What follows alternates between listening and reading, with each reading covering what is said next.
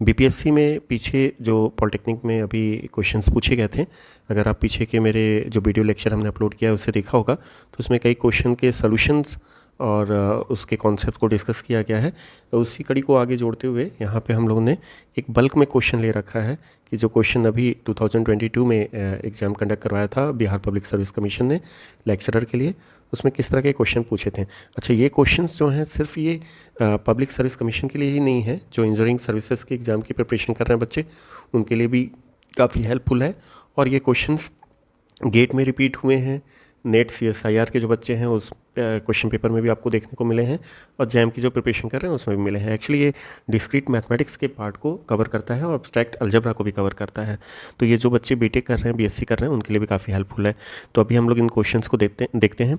ये question booklet series जो है वो A था, जिससे ये क्वेश्चंस लिए गए हैं। क्वेश्चन नंबर 2 को हमने यहाँ पे पहले तवज्जो दिया है। क्वेश्चन नंबर 2 में अगर आप देखोगे तो यहाँ पे लिखा हुआ है, क्वेश्चन नंबर 2 में लिखा हुआ है कि कोई अबेलियन ग्रुप है, तो उसमें अबेलियन ग्रुप में क्या होता है, अबेलियन ग्रुप में AB = BA होता है। तो अब कम्यूट करते हैं उसके एलिमेंट्स। तो अबेलियन ग्रुप है, अब ऑर्डर ऑफ A जो है वो 5 दिया हुआ है। तो ऑर्डर ऑफ A का मतलब क्या हो गया, A⁵ अगर आप करोगे तो ये कितना है, ये E आ जाएगा, जो भी आइडेंटिटी एलिमेंट होगा वो आ जाएगा, ठीक है ना। और ऑर्डर ऑफ B जो है वो 7 दिया हुआ है। तो ऑर्डर ऑफ B जो है वो क्या दिया है, वो 7 दिया है, मतलब B⁵ करेंगे तो भी आ जाएगा। अब इसको डिटेल में हम लोग डिस्कस करेंगे। इस तरह की चीज़ें इन्फॉर्मेशन यहाँ पे दिया हुआ है और आपसे पूछ रहा है AB⁴14, अगर AB का पावर 14 है तो उसकी वैल्यू क्या होगी, किसके इक्वल होगी। यहाँ पे ऑप्शन तमाम आपको दिए हुए हैं।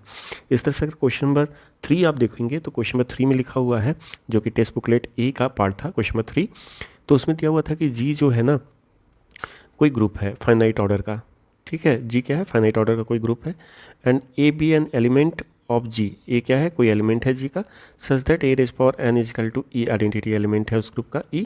तो for some positive integer n, then which one of the following is true, इनमें से कौन से ऑप्शन सही हैं ये आपको देखना है। क्वेश्चन नंबर 1 में अगर चाहते हैं, ये जो सीरीज में टेक्स्ट बुकलेट A में जिस तरीके से क्वेश्चन नंबर का सीक्वेंस है ना, वो यहाँ पे मेंशन है, क्वेश्चन नंबर 1, 4, तो अगर बुकलेट को देखेंगे तो वहाँ पे वही क्वेश्चन उस नंबर पे आपको मिलेंगे। क्वेश्चन नंबर 1 कह रहा है कि एक रिलेशन जो है वो सेट जेड पे डिफाइन किया गया है ARB के फॉर्म में, और कहा जा रहा है कि ये रिलेशन जो होगा ये इनमें से कौन सा रिलेशन होगा, रिफ्लेक्सिव होगा, सिमेट्रिक होगा, सिमेट्रिक ट्रांजिटिव होगा, या इक्विवेलेंस रिलेशन होगा।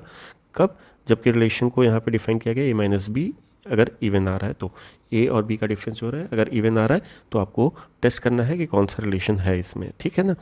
क्वेश्चन नंबर 4 जो पूछा गया था वो ये था कि सेंटर Z जो है और किसी ग्रुप G का, वो जो है वो क्या होगा, वो नॉर्मल नहीं होगा, पहला ऑप्शन है। दूसरा ऑप्शन है वो सब ग्रुप ही नहीं होगा। तीसरा ऑप्शन है नहीं वो नॉर्मल सब ग्रुप होगा, और चौथा है इनमें से कोई नहीं होगा। तो ये 4 क्वेश्चंस हमने यहाँ पे ले रखे हैं, चारों को हम लोग 1 बाय 1 यहाँ पे देखते हैं। तो जिस सीक्वेंस में क्वेश्चन दिया गया था उसी सीक्वेंस में यहाँ पे हम क्वेश्चन को वापस ले रहे हैं। पहला क्वेश्चन है कि अगर एक अबेलियन ग्रुप है कोई, तो उसमें ऑर्डर ऑफ ये क्या है, AB एलिमेंट है उस ग्रुप के, तो ऑर्डर ऑफ A जो है वो 5 दिया हुआ है, ठीक है ना।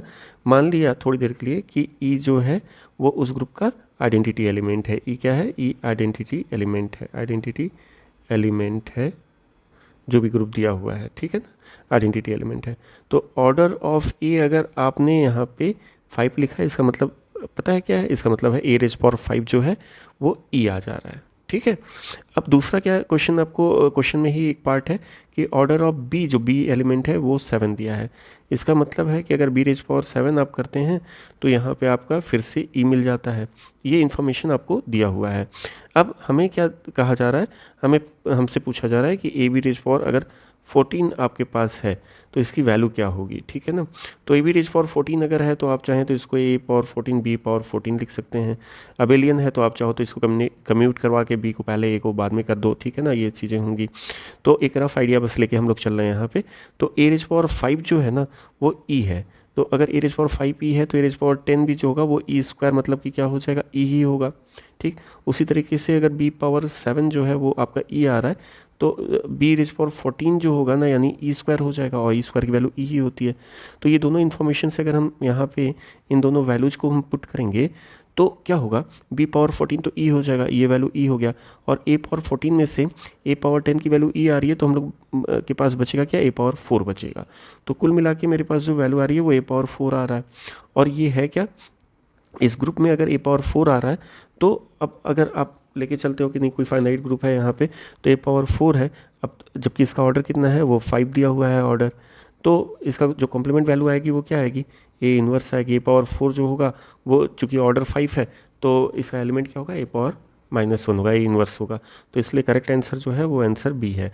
तो इसका ऑप्शन नंबर बी जो होगा वो सही हो जाएगा। भाई a पावर 4 अगर इस ऑप्शन में देखा जाए तो कहीं पे भी नहीं है, मेरे पास बी है नहीं है, ए भी है नहीं है, ए है नहीं है, तो कुल मिला के ए इन्वर्स है। तो सेकंड ऑप्शन जो होगा वो सही हो जाएगा। तो ये वाला ऑप्शन जो है वो करेक्ट ऑप्शन है। नेक्स्ट क्वेश्चन में जाते हैं। यहाँ पे कह रहा है G be a group, G जो है वो एक ग्रुप है, ठीक है ना, और फाइनाइट ऑर्डर का है। जी क्या है, फाइनाइट ऑर्डर का है। अब ए भी एन एलिमेंट ऑफ जी कह रहा है, ए जो है वो जी को बिलोंग करता है, ठीक है ना, ए जो है जी में बिलोंग करता है।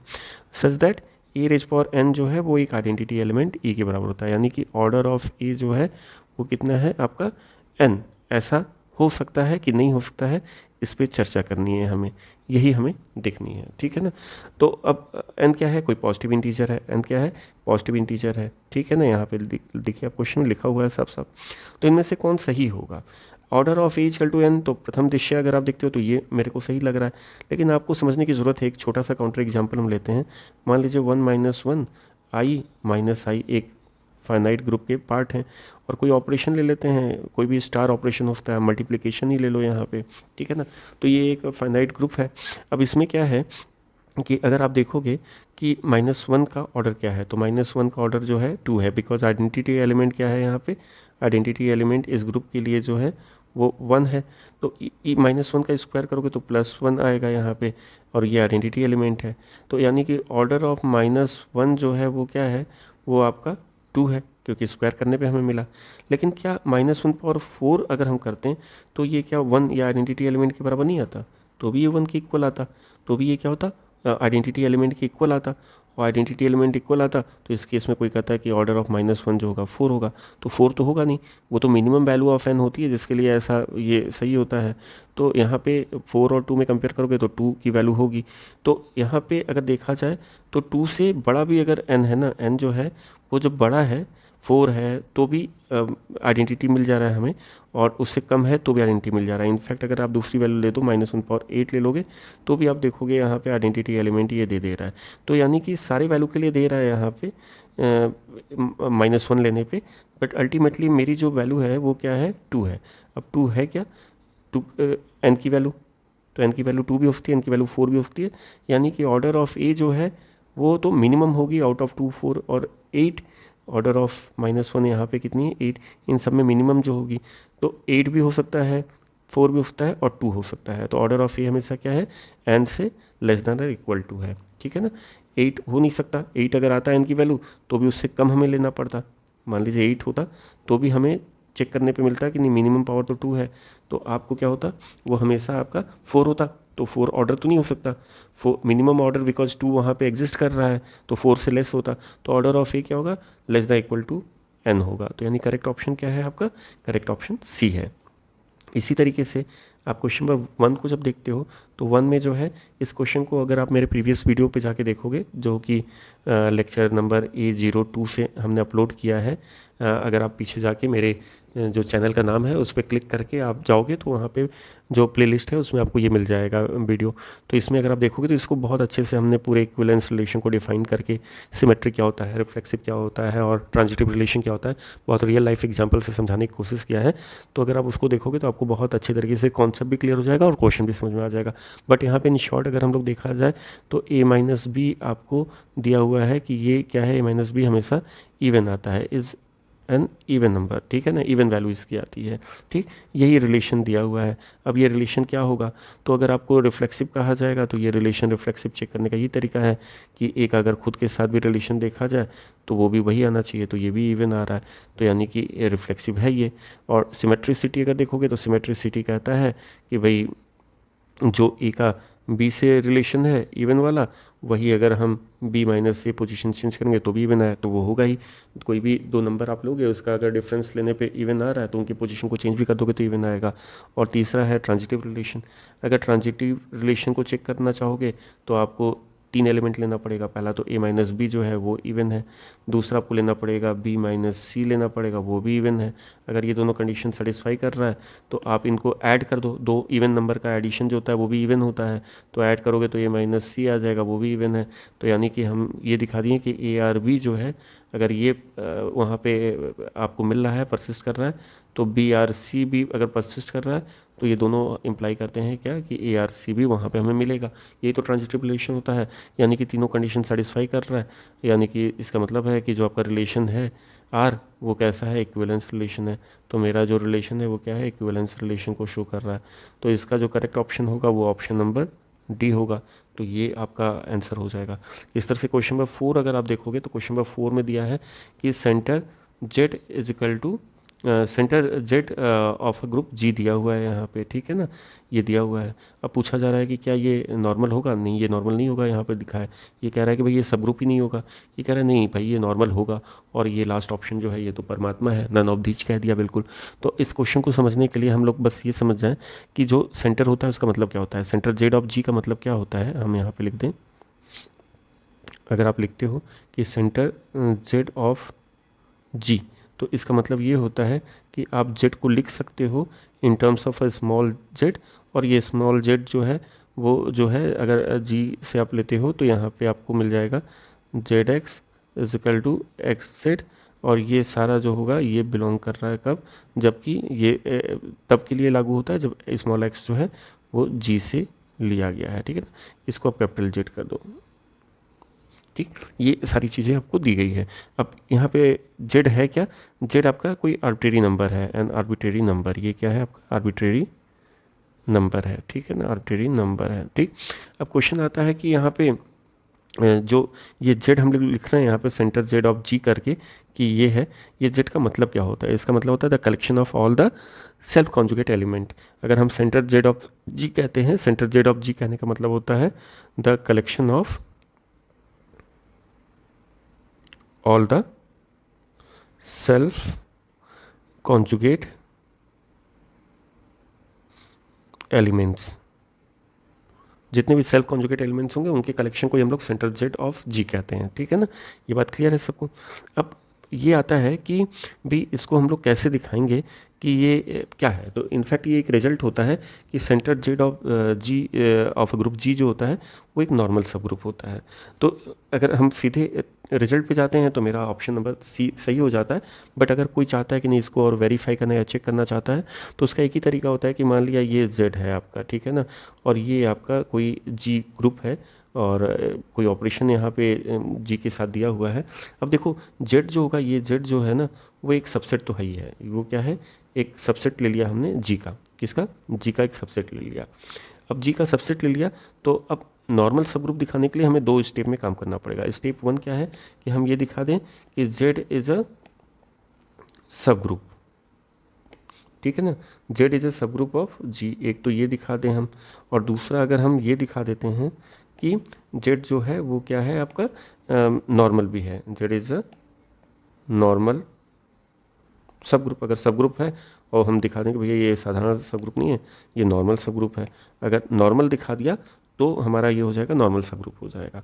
अब बहुत छोटी सी बात आपको बताएं कि जो हम लोग ये दिखाते हैं कि ये सब ग्रुप है, सब ग्रुप दिखाने का तरीका एक है कि आपने किसी तरीके से ये दिखा दिया कि Z1 जो है और अंडर द ऑपरेशन जो भी गिवन ऑपरेशन है, और Z2 इनवर्स जो है वो अगर आप दिखा देते हो कि ये Z में बिलोंग कर जाता है तो ये ऑटोमेटिकली क्या हो जाएगा, सब ग्रुप हो जाएगा, ठीक है ना।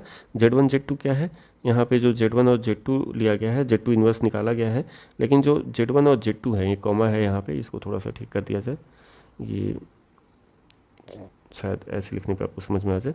जो भी है यहाँ पे Z1 या Z2 वो कहाँ से लिया जा रहा है, वो हम लोग Z से ले रहे हैं एलिमेंट, और ये दिखा दे रहे हैं कि Z1 under the operation given operation Z2 inverse ये बिलोंग कर रहा है जी को।